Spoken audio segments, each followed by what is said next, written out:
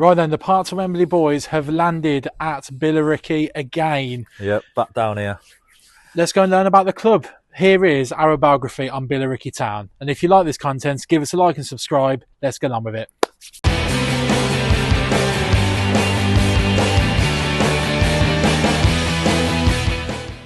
Okay then, so me and Mike. Mike is fresh off a night shift, so massive respect to him. How are you feeling? Yeah, very tired. A little snooze in the car, but Chris, who we're meeting today, just said he's going to give me a coffee, so be all right. His name is Chris Mumford. We understand he has been waiting for us. He has been waiting for us. But just behind us, as you can see, there's a bit of a memorial to Billericay Town and a bit of their history, which we're also going to find out about in the video, and specifically these 3 cup wins here back in the 70s. Let's go find out about it and about Billericay. Come Ricky! on, Ricky! Ricky!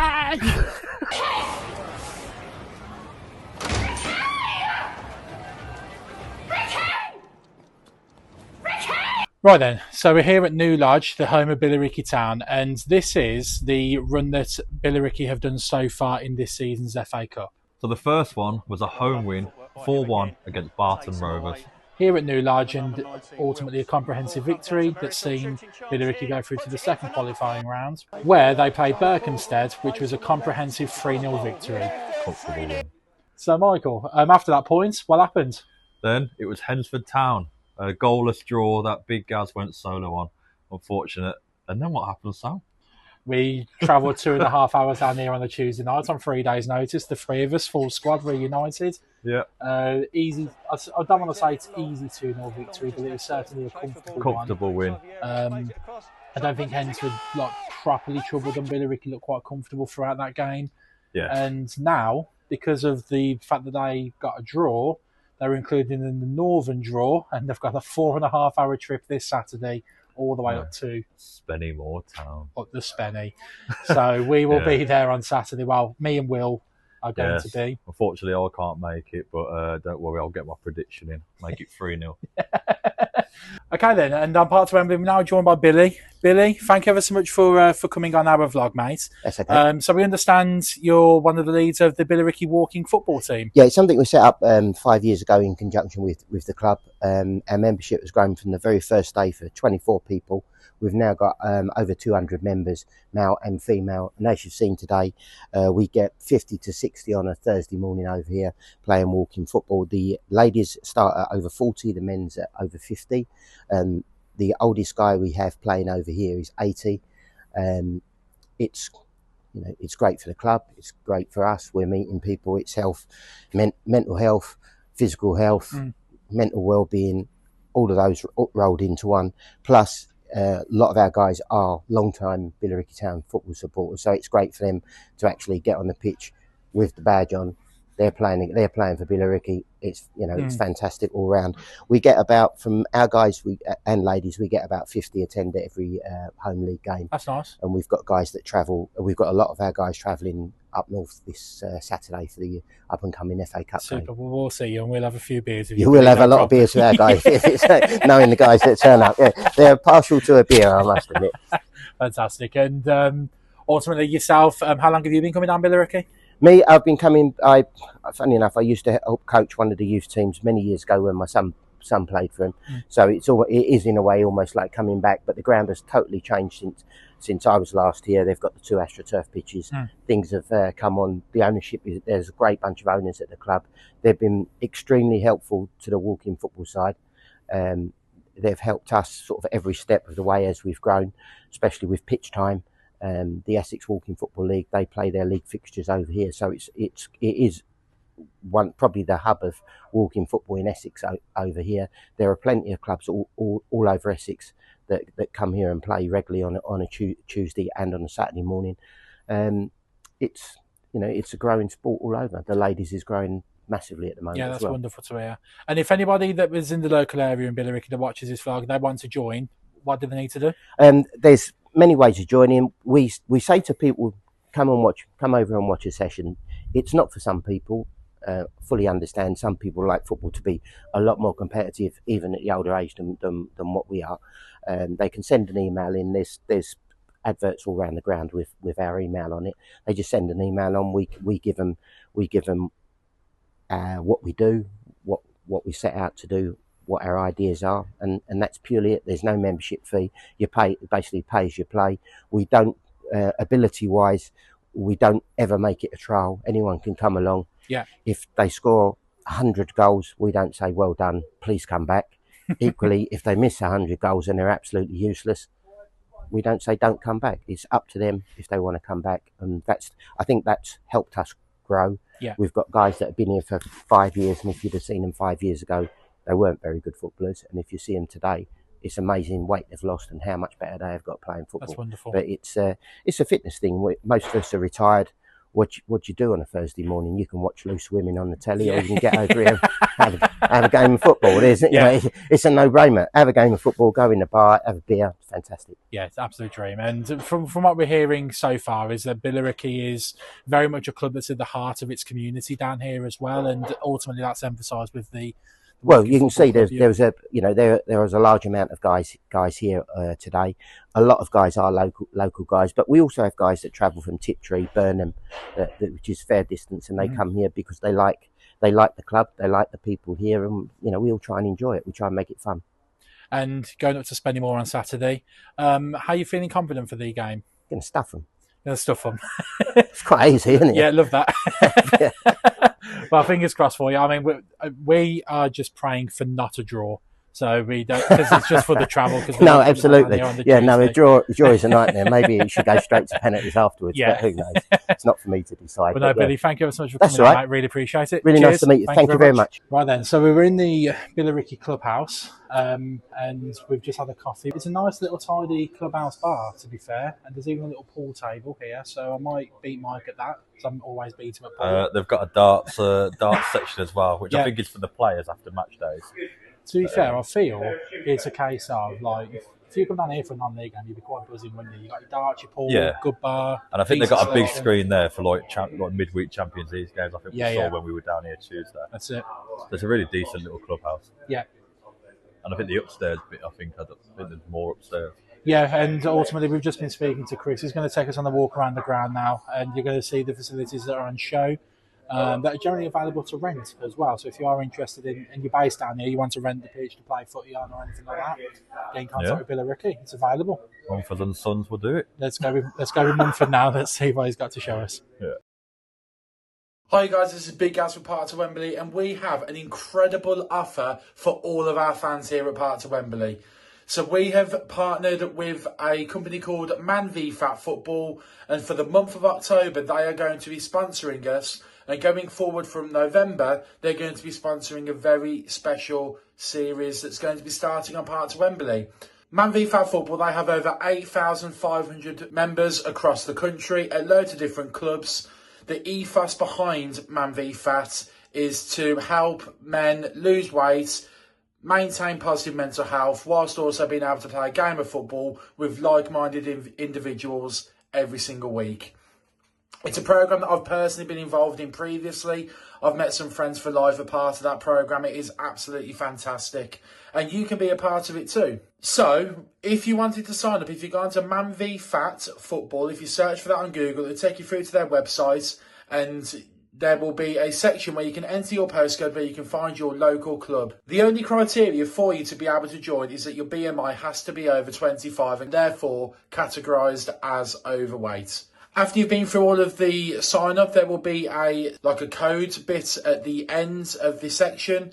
And if you put in Park to Wembley, all one word, all in capital letters, that's going to reduce your sign-up codes from £10 all the way down to £1. So it'll give you £1 registration.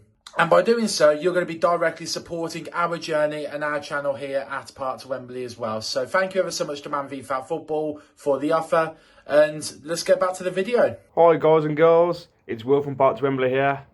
Whilst the guys are enjoying a nice day out in Essex, visiting Billericay, I'm back at Park to Wembley HQ. So let's talk about Billericay's past FA Cup performances. So where do we begin? It's probably worth noting that Billericay's best performance in the FA Cup is reaching the first round, something they've managed to achieve 6 times. The first time they reached the first round was in the 1997-98 season, They're actually given a great opportunity to progress as they were drawn at home against another non-league side, Wisbech, which sadly they lost 3-2.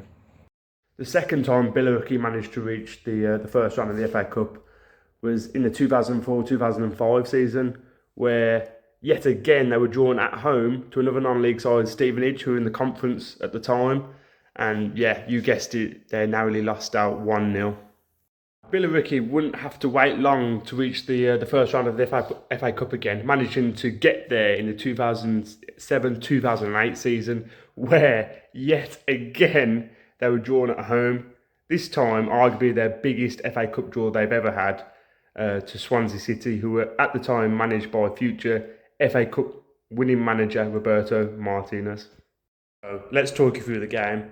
Billericay managed to take the lead, and an upset was on the cards before Swansea turned things around, where they had Spanish striker Guillem Baza, try saying that after you've had a few, turned it around, and the Swansea managed to win 2-1 to spare their blushes and prevent a huge FA Cup upset. Now, there seems to be a recurring theme with Billericay. They go on FA Cup runs in quick succession, but then there's a big gap in between. And since that 2007-2008 huge FA Cup tie against Swansea, it would then see them wait another 10 years before they reach the first round proper again, which incidentally, they then managed to achieve 3 years on the bounce. You know what they say about buses. So out of those hat-trick of first round ties, the first two would see replays occurred, which sadly, the FA Cup proper doesn't have anymore. So the first of those in 2017 and 2018, it was a fixture against Leatherhead. A 1-1 draw away saw them return home to the New Lodge, where Leatherhead then came away with a 3-1 victory in the replay. Then on to 2018-2019, where they were drawn against Chesterfield. Again, Billericay were able to get the hard part done, which was getting a result away from home. Getting back to New Lodge again, where they would be beaten 3-1 at home. So really unfortunate, doing the hard part on both occasions and then getting beat at home. And finally, moving on to the most recent first round proper that Billericay managed to reach, which was obviously the 2019-2020 season. Billericay were drew to Forest Green Rovers, where no replay was needed. They just had a 4-0 thumping at the New Lawn.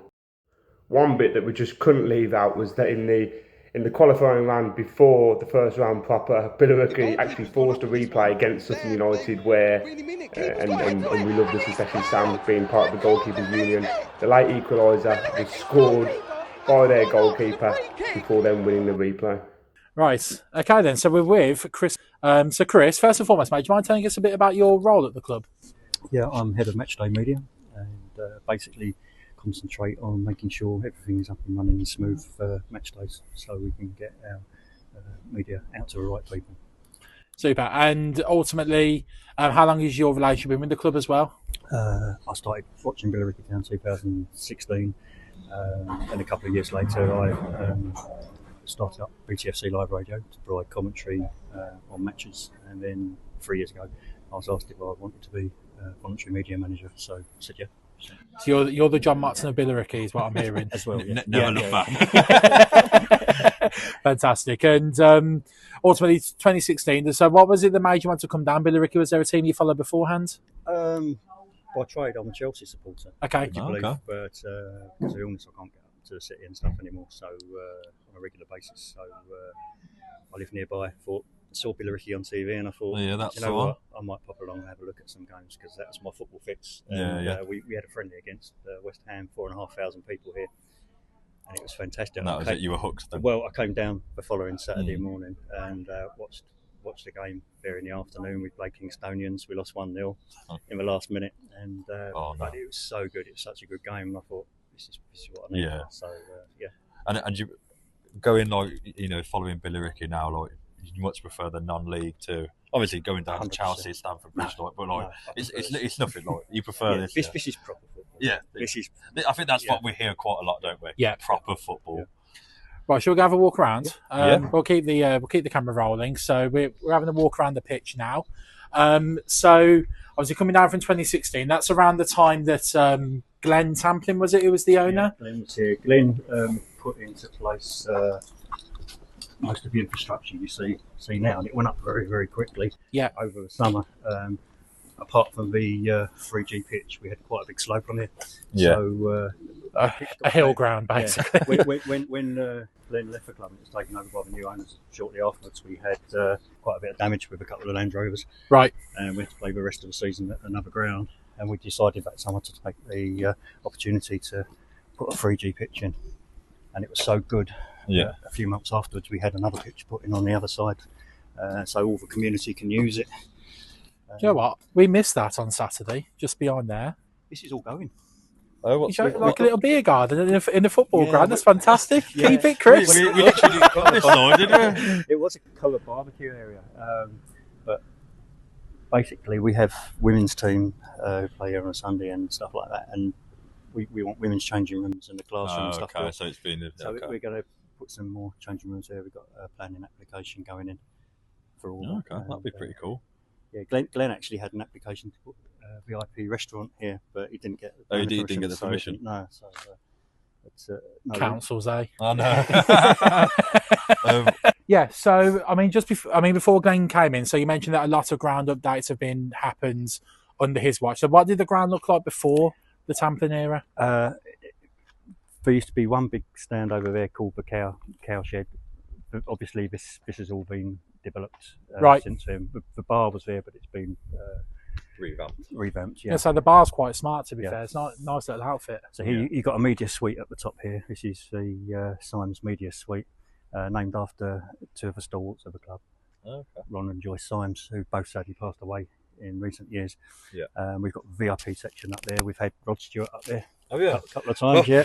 To be fair, our dream is to host the FA Cup draw one year and do the Rod Stewart. I don't know if you've seen it, the Rod Stewart Scottish Cup draw. No, I've not seen it. Oh, mate, all right, watch it. It's spectacular. Cue the clip. Yeah, we'll cue the clip. It'll be in the biography. Take your time. Number 4, Dunfermline Athletic. Well, yeah, long story short, he went on to do the Scottish Cup 5th round draw with Alan Stubbs, and he was pissed as anything. And when he was putting his hand in, he was like going like this, and then going number 4, just really over the top. It was spectacular. Yeah. Oh, sorry.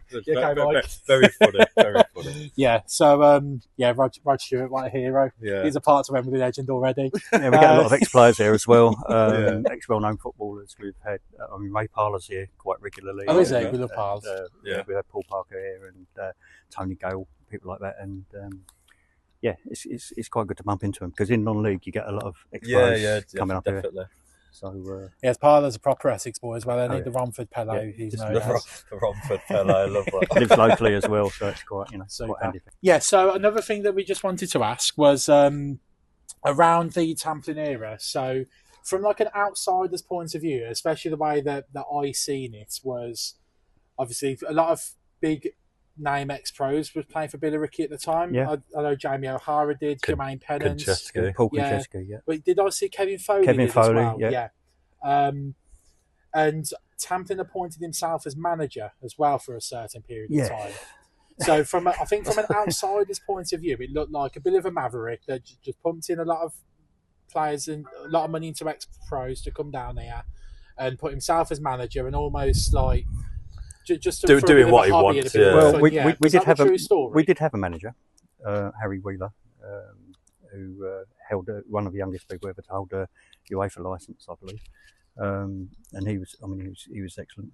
They did the job, and obviously with that team, it was going places. But, and they just came in and changed it all. Yeah, well, it just sort of one day we were about to prepare for a match down at Eastbourne, and news came through that Glenn couldn't afford to run it anymore as he did and put the money in because the wage bill was horrendous. Yeah, and which meant a lot of people left on the spot, and we actually won that game 2-0 with players some of us had never even heard of, which was incredible.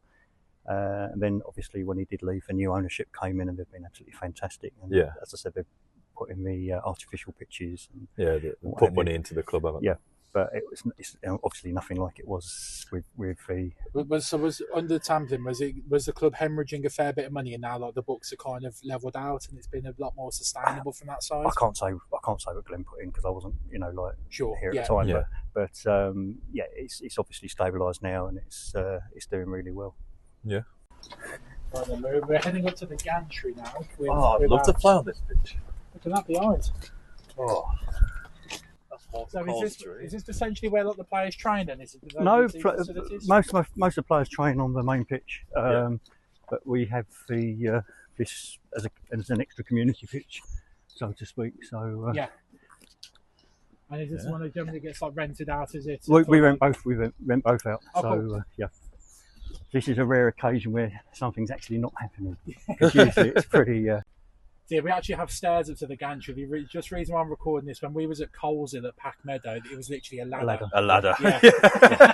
So we've upgraded to stairs at the moment. Because they offered us to go up there to record the matchday highlights at their games. And we've seen the ladder, we thought, no.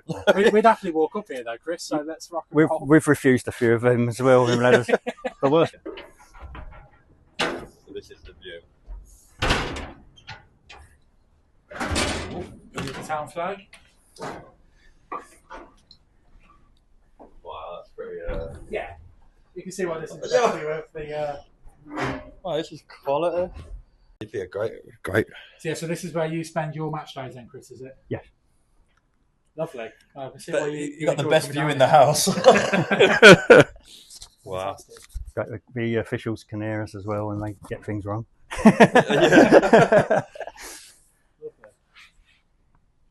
And there's a new scoreboard, so that's just been installed this week, It's installed 2 days ago and it's working, and hopefully we'll have it up and running for our first match on Tuesday, whether it be over replay against Spennymoor if we get something up there, or if there's a result either direction on Saturday, we'll be playing Cheshunt at home on Tuesday. Okay. Just above where the food is. We are here Tuesday night. Yeah. But just above the food where the chicken burger is a must next time if we get here, Sam. Yeah, we tried the beef burger, didn't we? That's, you enjoyed it? I did enjoy it, but a lot of onions. And I'm a big fan of it. It was very good.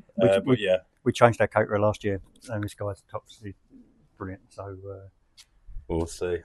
Yeah. So obviously, what we're doing following the FA Cup journey. So we've been having a look. Billericay's best ever performance is the first round 6 times. Yeah. And all within the last 25 to 30 years as well. Yeah. Including 3 in a row about 5 years ago, where you played, I think Leatherhead was one game, Forest Green Rovers was another, and the other one eludes me off the top of my head. Eludes me as well. We'll have to find that out. Yeah, it's on the script that I've sent over to Will to do. The Leatherhead one was a replay. Chesterfield. Chesterfield. The other one, because we went up there and got a 1-1 draw. Moses Emmanuel scored our equaliser. It's a fabulous goal from the edge of the area into a top corner, and it was on Match of the Day. If we can find it, we'll cue Yeah. Hales, and here is Emmanuel. What about that? Moses Emmanuel with a screamer for Billericay. That's definitely on the internet. You'll find that one. Yeah. It's a sensational goal. Yeah, I mean, the one thing that I found from my research about from the first round is when you're away from home, generally you tend to get the draw and bring them back here. Yeah. 5 defeats out of 6 at New Lodge in the first round. So hopefully, frustrating. Hopefully, yeah. I bet that is just frustrating for the fans, isn't it? But I mean, the away days, they're brilliant. Yeah, you can't beat them. Yeah. It's something new for the fans. Do you want me to take you up to Media Suite? So we'll have a look at the Media Suite. This we rent out for most of a week actually to 2 different companies, so just brings in a bit of extra revenue. Yeah, because it's empty space, so we could bring the media up and give them cakes and coffee and stuff, and then we decided to rent this bit. That way we're games recorded live, or no? We can watch everything on Sky and everything. Yeah. Decent. So it'd be quite good in here. Shame and stuff like that. This is where we do all our bits and pieces in here. Is this where like you do your post-match interviews and stuff like that? We do our post-match here. Another big TV. Who's that? Story. This is Per. He's our Norwegian Blue supporter, and he follows us from Norway, and he comes over here quite a lot as well. And we actually sometimes take that to away games with us. Wonderful. Bring it, Spenny. Yeah. You can be our guest on Part to Wembley. Come on, Norway. He has a little boat, and he goes around Norway around this boat. But his dream Saturday afternoon is listening to us on the radio. Oh, right. Whilst touring the coastline of Norway. So fabulous. Actually, like post-match interview, isn't it? Well. Yeah. Yes, well thought from the game. Yeah. Manager Cole Wonder. This is the Wembley wall, which shows our Vase wins 3 in 4 seasons in the 1970s. Yeah, I mean, just before we went on the walk, we was having a look at it to see if there's anyone that's played in all 3 finals, and there's a few players on the looks of it. Yeah, and if you focus your attention on this gentleman here with the 3 footballs, because each football signifies a goal. This is Dougie Young. He still comes down to the club today. Doesn't play for us anymore. But he is only the 2nd Englishman ever to score a hat-trick in a Wembley final. The other being Jeff Hurst, of course. Also Jeff Hurst. Well, Doug Young's hat-trick obviously more iconic than the World Cup final for the Vase. It is for Billericay. And was that the only final that you played in as well, Doug? I'm just having a look for his name. Yeah, That looks like it might have been. Yeah. There was some that played in the multiple. Was it John Pullin? Fred Claydon. Fred Claydon is our all-time top goal scorer. He's got 200 odd goals for us. Dougie Young scored over 100. Decent. Yeah. So you have had definitely. So games were against Stamford, Sheffield. Yeah. Is that Sheffield like the oldest club in the country? Is it? No. That's Sheffield. No. Okay. We'll clarify whether that is. We'll put like a yes, it was Sam. Well done. Yeah. Fred still occasionally comes. A few of them still come down. A few of them obviously we've lost as well, unfortunately. But yeah, Fred still comes down. It's amazing to be fair, that a lot of players that played back then that are still coming down and support. In the club, massively. I've got all the programs, even from the one where we played up in Nottingham at the City Ground. Yeah, that's the final, but it went to a replay. So look at the price there. 5p. 5p. Outrageous. So in the 70s, literally Billericay were unstoppable. It seemed like, wasn't it? Yeah, they were really good. Yeah, because when we factor in two fairs, should we go around to the roll of honour? This is our wall for those who have people who had an affinity with the club. So remembrance wall. Are these from like long-time fans, former players, that kind of stuff? That's a nice touch, though, isn't it? Yeah, it's lovely that. Mm. And we've got the roll of honour here. So from our kind of you can research, stick another one on the end of that, but we haven't had it done yet. That was last year. We won the Isthmian League Cup. Isthmian League Cup as well. Yeah. So obviously, history of Billericay then, from what my research tells, is pretty much up until like the mid '80s, early '90s. Historically, like a step 5 and below kind of club, and then step 4 and above since then. Yeah. And so highest you've been is National League South. Yeah, National League South for a few years. I mean, Glenn's intentions was to take us up to the Football League, which is why he brought in all the sort of top players. Yeah. I mean, we probably would have done it if we'd sort of kept going, but obviously things weren't to be. So we've had to sort of face reality. Yeah. Had a reality check in, and we came so close to going back into the National League South last year. We lost. We literally lost the league by 1 goal over the whole season. That was such a kick in the teeth. Yeah. And you know what? There's going to be Billericay fans that'll be here thinking that like that one that hit the bar or hit the post or missed penalty or something. Yeah, anything like. and you would though, wouldn't you? It's one goal. But that's what makes football so great. It's beautiful. It's a beautiful game. It's so unpredictable. Wow, obviously very prestigious history. Yeah, there was a young lad called Harry Parker who couldn't walk. Glenn paid for an operation, which I think took place abroad. Yeah. In order to get him walking again. He actually walked onto the and he pitch, actually didn't came onto the pitch. Yeah. Wow. Walking onto the pitch, and there wasn't a dry eye in the house that day. It was incredible. Yeah, who's cutting onions? Kind of. No, he didn't need onions. Amazing. And that's the thing, like, you know, obviously it's where we mentioned earlier about, you know, what the outside view is of Billericay. Actually, there's a lot of good stuff that Glenn did do from the club, from the sounds of it, and it's just unfortunate that it ended the way that it did. But I mean, from Little Acorns, I mean, we've had new owners come in. Originally, there were 4 new owners. That's gone down to 2. They're taking it up a level, in my opinion. It's really stabilised the club, and you know, getting on an even keel. On the rise again. Yeah. Super. Right, shall we go see those dressing rooms then? Yeah, we'll go in there. Okay, so this is the home dressing room. Home dressing room. That's where the Billericay players are. Good size, to be fair. Yeah. And above every player's peg, we've got an action shot of them. Oh, well, I bet they love that. And the double goal scorer against Hensford, our Frankie. Yeah. But it's a cracking size dressing room. It's big. I was impressed with Mr. Duncan in the 2 games. Good player. Yeah, we signed him from Leiston, and he was Leiston's player of the year. So we're really sad to see him go. He just done everything right, didn't he? He's a sensational keeper, and his distribution is just second to none. It's just considerably. Always not as nice dressing room. Do you know what? It's consistent. It's a bit smaller. Yeah. Well, it's got nice of you to go on a massage table. Got what it's needed. At Chelsea, they've got a tactics board, because you have to have a tactics board. It's by law for every dressing room, and they put it, for example, here. That's when the door's open. But the door has to be kept open for fire regulations. So it's like that. So we're complying with the rules, but finding the loophole. We're a bit kinder. We put that one up there. So there we go. And we have our own kit van now as well, so it takes all the kits to matches. So you've got all the first team kits are here. Nice. And there's a Billericay women's home and away kits on that side. Happy day. Smells fresh in here. Yeah, this is probably the best smelling part of the whole club. Apart from the burger stool. With 4 washing machines, you'd hope so. Yeah. So this is where the officials and the directors come at the start of a game. That is a spectacular photo. It's a brilliant photo, isn't it? Look at the clobber.